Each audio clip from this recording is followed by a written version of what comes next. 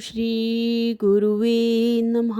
नित्यं शुद्धं निराभासं निराकारं निरञ्जनं नित्यबोधं चिदानन्दं गुरुं ब्रह्म नमाम्यहम्।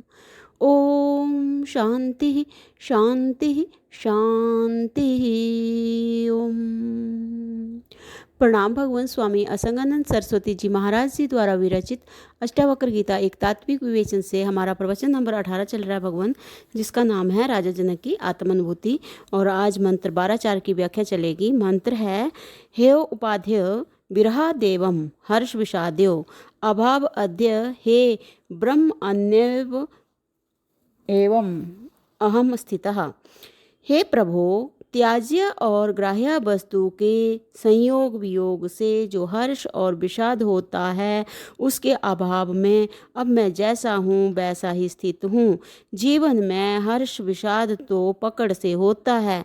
प्रिय वस्तु को ग्रहण करने की लालसा बनी रहती है और अप्रिय वस्तु व्यक्ति स्थान के प्रति द्वेष बुद्धि होने से उन्हें त्याग करने की चेष्टा बनी रहती है।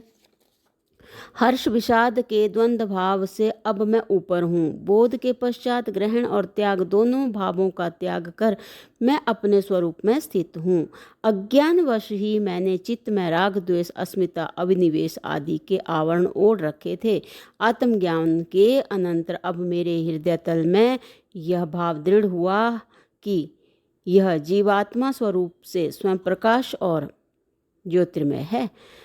जीवात्मा स्वरूप से स्वयं प्रकाश और ज्योतिर्मय है। विमल हृदय में जो हर्ष विषाद है उपाधेय एवं राग द्वेषात्मक द्वंद्वों से परे है, उसी हृदय में उस आत्मा का प्रकाश संभव है। जो हृदय जो है विषाद हर्ष है उपाधेय एवं राग द्वेषात्मक द्वंद्वों से परे है, उसी हृदय में उस आत्मा का प्रकाश संभव है। त्याज्य ग्राह्य एवं हर्ष विषाद न होने के कारण हे ब्रह्म स्वरूप प्रभो, मैं तो ज्यों यूं ही ज्यों का त्यों अपने स्वरूपानंद में स्थित हूँ। त्याज्य ग्राह्य एवं हर्ष विषाद न होने के कारण हे ब्रह्मस्वरूप प्रभु, मैं तो यूं ही ज्यों का त्यों अपने स्वरूपानंद में स्थित हूँ। प्राय संसार में जितनी वर्णाश्रम व्यवस्थाएं हैं, गृहस्थ आश्रम वानप्रस्थ और सन्यासी आदि के धर्मों का विधान है, ये सब संसार में विशिष्ट मर्यादाओं के स्थापन के लिए हैं, जिनका पालन कर व्यक्ति अपना विकास कर आत्मोन्नति के पथ पर अग्रसर हो सके। आत्मज्ञान के साथ उसका कोई संबंध नहीं। ये भी साधक के लिए बाधक ही बनते हैं, क्योंकि इनके पालन में कई कर्तव्यों का संपादन करना पड़ता है।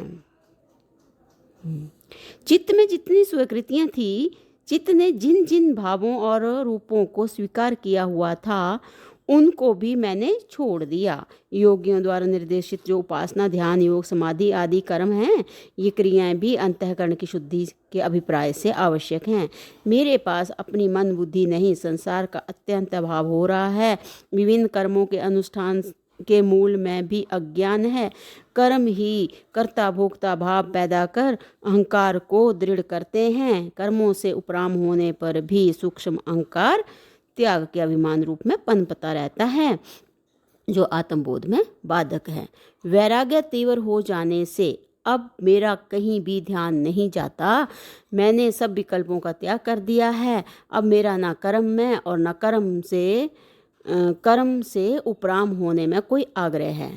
अब मेरा न कर्म में और न कर्म से उपराम होने में कोई आग्रह है। पर प्रारब्धवशात शरीर के द्वारा जो कर्म हो जाए वह हो जाए, ना हो तो भी क्या और हो जाए तो भी क्या, मेरा उधर ध्यान नहीं। मैं आपके उपदेश के फलस्वरूप अपने स्वरूप में स्थित हूँ।